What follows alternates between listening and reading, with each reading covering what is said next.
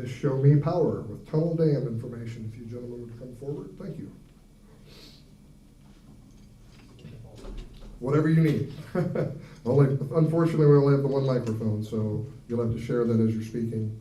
So just to kind of update the public, I know in December of last year, these gentlemen came forward and gave a brief on the Tunnel Dam project and what was happening out there, and the fact that they were going to need to decommission it, and that was rather costly in and of itself, if I remember correctly, just to have the permission to shut it down, I guess.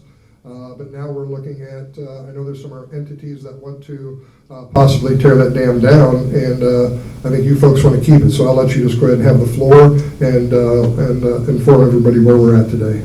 Yes, sir. Commissioner Skelton, Commissioner Williams, appreciate the opportunity to be here today.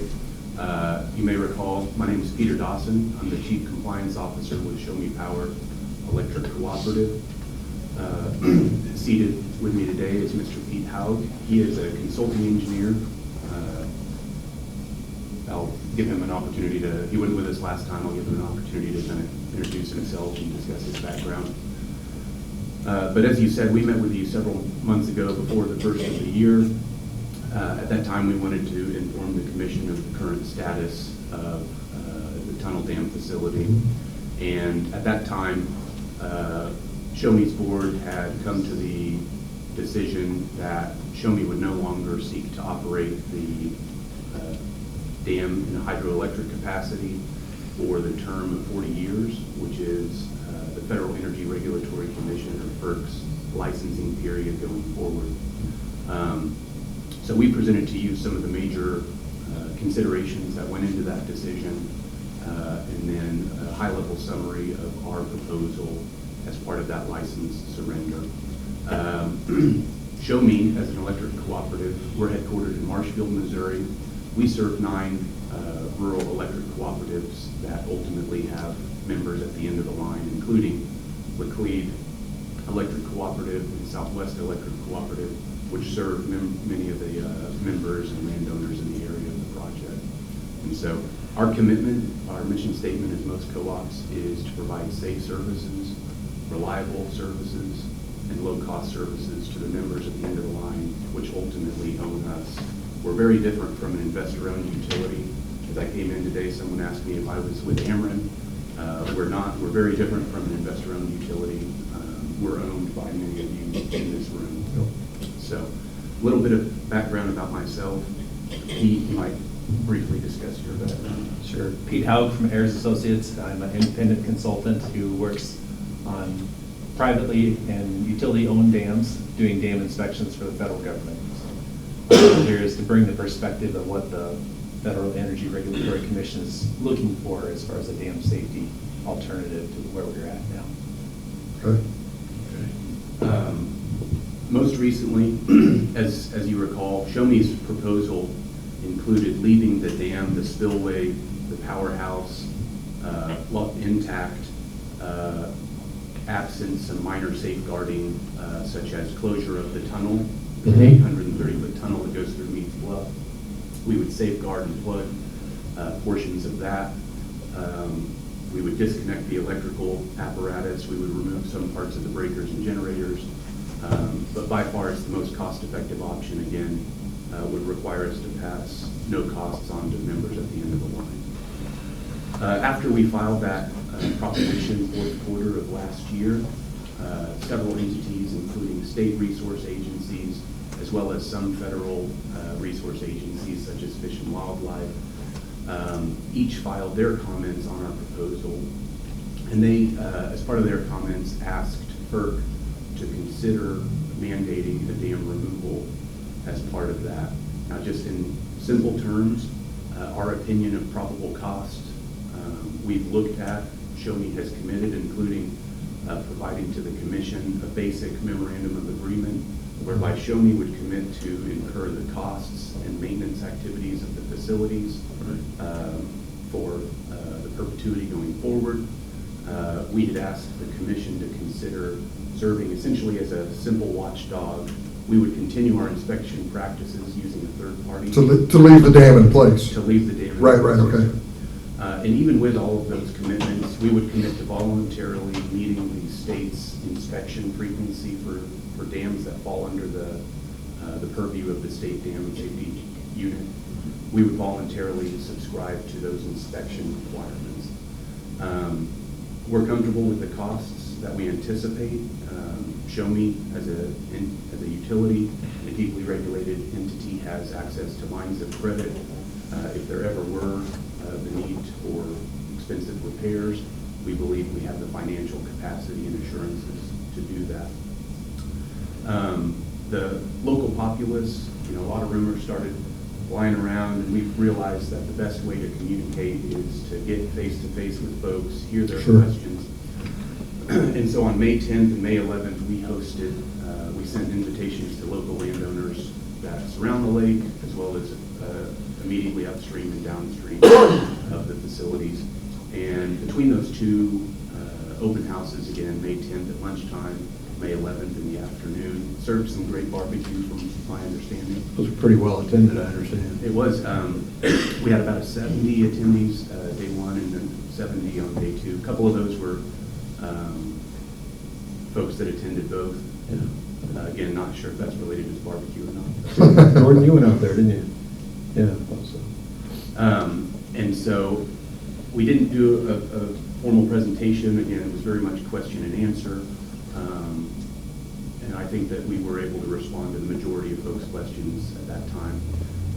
Either at the meeting or immediately following, we've received a little over 100 formal comment cards. And overwhelmingly, the interest of the local populace is to keep the dam in place. Most often cited reasons are just a lot of folks feel it's a very different environment than Lake of the Ozarks. Many folks felt it was a much safer place to take their kids to learn to swim or not be subjected to some of the things that you might incur at Lake of the Ozarks. And then obviously local folks, there's a few businesses that were curious how that might impact their business operations, floating, things like that. And then strong interest, as I can understand from local folks concerned about the diminution in value or the reduction in value of their property.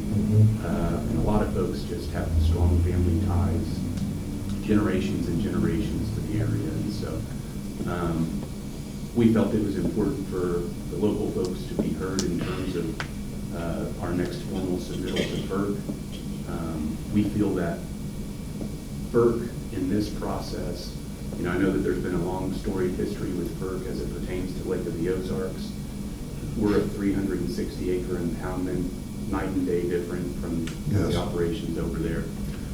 And so we feel that FERC is not typically in the business of requiring a licensee to remove a dam against their interests, absent two very strong and compelling items, and that's a willingness to partner with environmental entities for their goal or a public safety concern. We don't believe that either of those exist in this instance. I would concur. Our, again, rough opinions of probable cost at a high level. We believe that removal would also be somewhere in the range of 3 to 4 times the expense under optimistic or likely scenarios as to what we propose. And so again, that's an expense that ultimately may have to be passed down the line to the member cooperatives.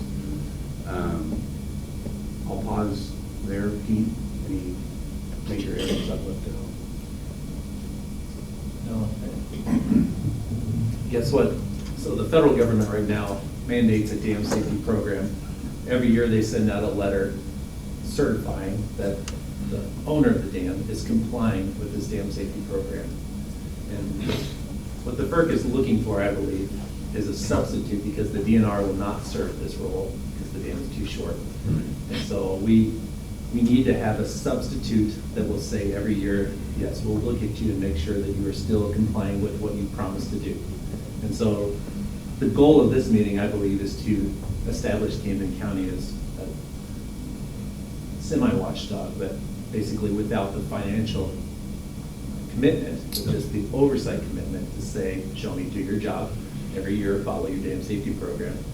And I know you already do this with your emergency action plans. The county and the Show Me Power work together on the inundation maps and the Sure. updates and all that. So this is just one other step. So the dam safety oversight, instead of having FERC regulation, Show Me is asking that the county, their memorandum of agreement or Mhm. memorandum of understanding, to say, yes, we will serve as your semi-watchdog. And I think this is what the FERC is looking for, is an assurance moving forward that Show Me is just not off on its own as an island. Even though they're not a private utility, they're semi, kind of running the mix there, more of a utility than a private owner, but Right. that's what we're seeking. Why did you, is it not profitable to run that dam? Is there something that is prohibiting you from properly running that dam? If those restraints were gone, that you would like to create energy there? Because I'm pretty sure we don't have an abundance of electrical energy in this country, and certainly in the state of Missouri, and there's continuously more and more strains on the grid. Yeah, to your last point, that's certainly the last couple of days I've attended meetings in terms of the big picture transmission and generation portfolios, both regionally and nationwide. This is the nameplate when it was shiny, built and new. It's a 3 megawatt system. As homes consume more and more energy despite appliances becoming more efficient, while this in 1929, 1930s was a very, very valuable resource regionally. It's not significant enough to play a big role going forward, even absent the minimum flow and environmental restrictions that we currently see. And we estimate that if we had to relicense, those would become more onerous. Even with the removal of those, it's essentially water in, water out. Even absent the environmental restrictions, we estimate we would probably have to spend $4 to $7.5 million. These are 90-year-old generators. They would need to be overhauled significantly, and so even in the capital costs, make it about a break even over 40 years. So regardless of these environmental concerns, you still don't believe it to be profitable to produce energy out there, considering it's only 3 megawatts and so forth, and just the cost of it, regardless of that, is just not, it's just cost prohibitive. Absolutely, Okay. sir. All right, well, that, I'm glad to hear that. I will tell you that I have contacted the governor's office, talked with their aides, let them know that Department of Natural Resources, their positions, and as well as probably Department of Conservation. And we have a representative here from Senator Schmidt's office. I've spoken with them, as well as Senator Josh Hawley's office, and to let them know that our position is that dam needs to stay right where it is, as well as that's your position. I know the overwhelming majority of people of Camden County want to keep it right there. And I'll be candid with you, if their concern is this environmental thing, you have a 100-year-old ecosystem in the lake divided by a spillway and another 100-year-old ecosystem. So I can't for the life of me figure out how you would repair some sort of an ecosystem or make life better for the wildlife by tearing that dam out and totally disturbing what's been there for 100 years. So, I'll speak for just myself, but I think I'm speaking for an awful lot of people. The dam is going to stay right where it's at. And I know we have seen this.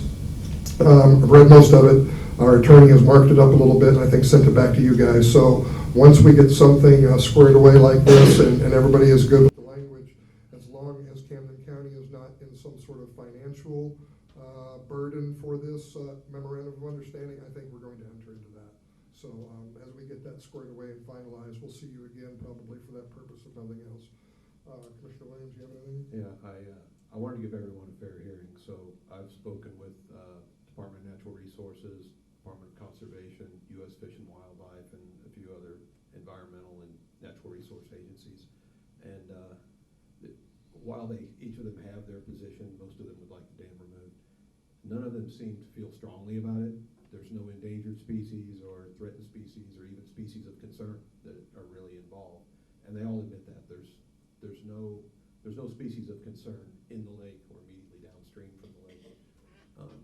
And none of them could really articulate any kind of position in which the presence of the dam presents any kind of negative impact on wildlife. of any kind in the area. And I think that as long as we are subscribing to the state standards in terms of the dam being inspected at regular intervals, I think everyone, like Ike said, would like to see the dam stay in place. And I think we've all looked at the memorandum of understanding, and we're all okay with it. I think Yeah, I don't know if he it- made a few changes, didn't he? Yeah, I don't know if this is the return change, I don't know if you've had a chance to look at it. and- No, I'm not, I emailed Okay. Counselor Green, Monday of this week.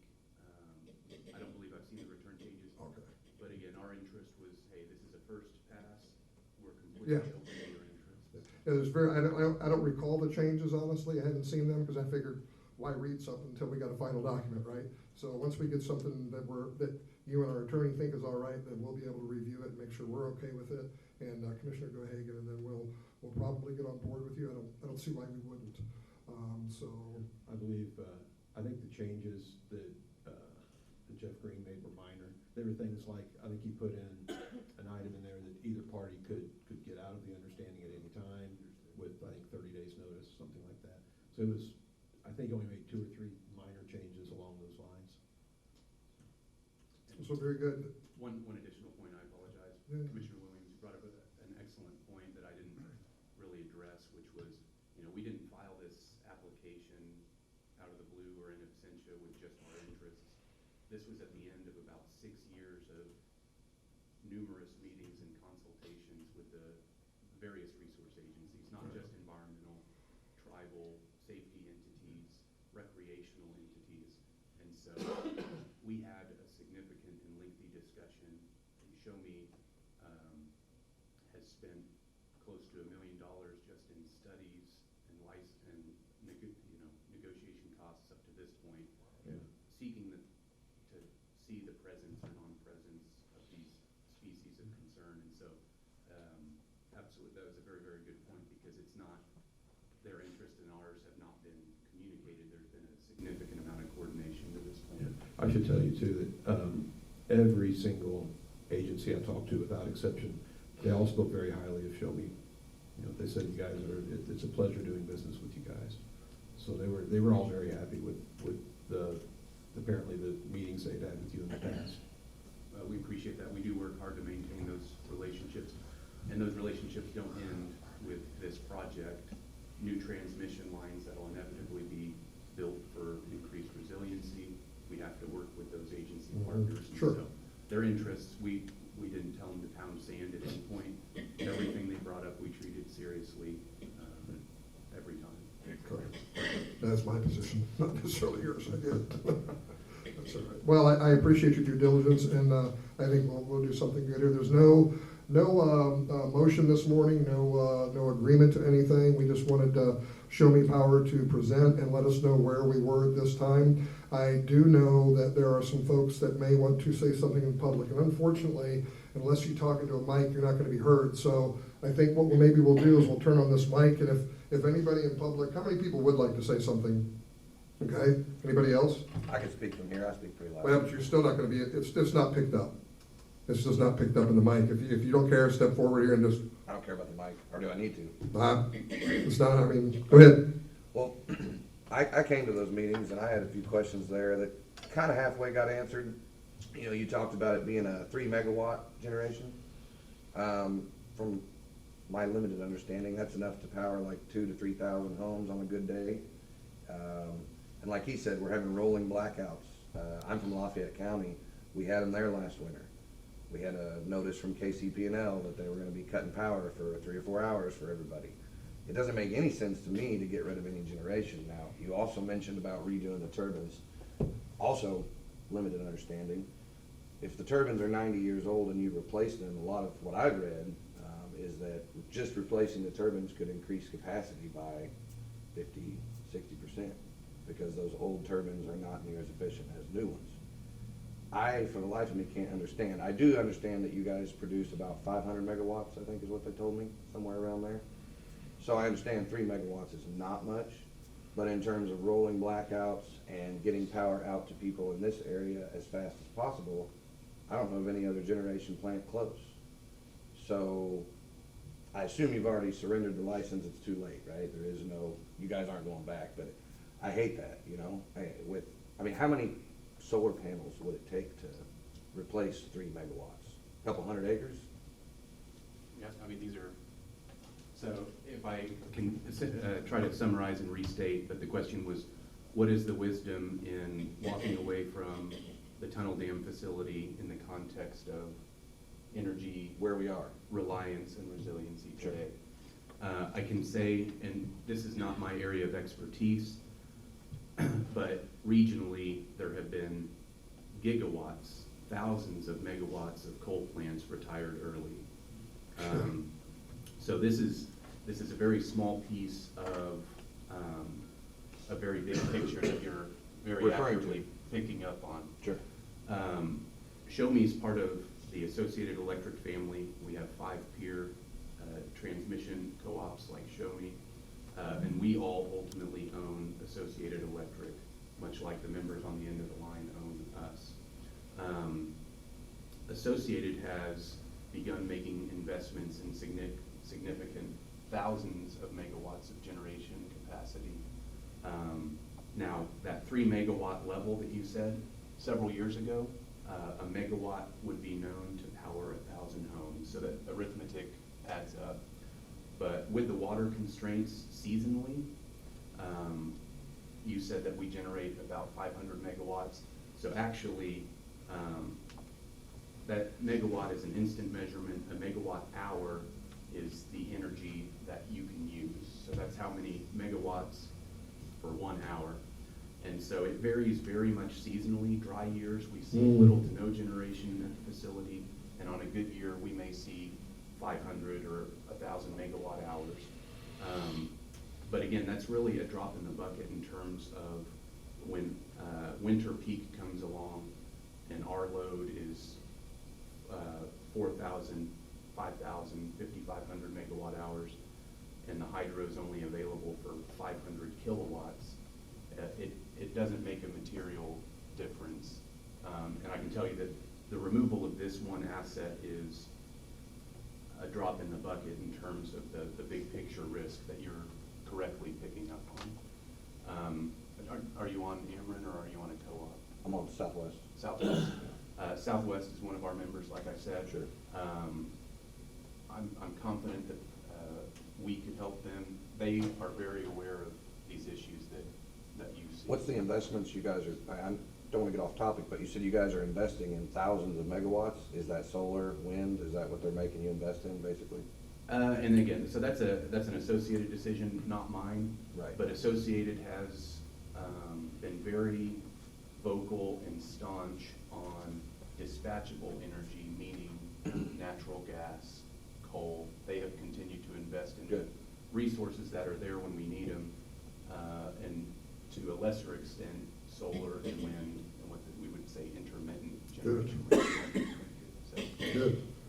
And that actually reminds me, some months back, you guys mentioned that Ameren had put out some feelers about possibly purchasing the dam or maybe the entire project area. Can you speak to that at all? Has anything happened with that? yeah, they've,